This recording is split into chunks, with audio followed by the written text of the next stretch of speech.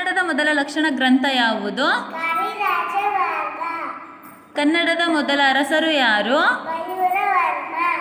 ಕನ್ನಡದ ಮೊದಲ ಶಾಸನ ಯಾವುದು? ಕನ್ನಡದ ಮೊದಲ ರಾಜವಂಶ ಯಾವುದು? ಕನ್ನಡದ ಮೊದಲ ನಾಟಕ ಯಾವುದು? ಕನ್ನಡದ ಮೊದಲ ಕವಯತ್ರಿ ಯಾರು? ಕನ್ನಡದ ಮೊದಲ ಕಾವ್ಯ ಯಾವುದು?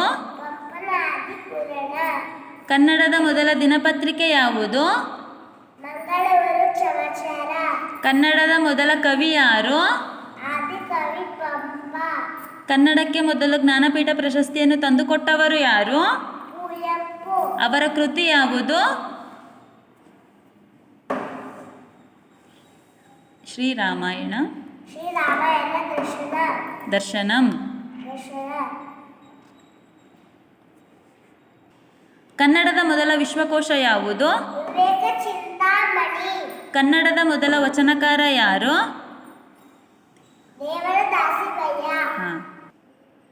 ಕನ್ನಡದ ಮೊದಲ ಗದ್ಯಾಕೃತಿ ಯಾವುದು?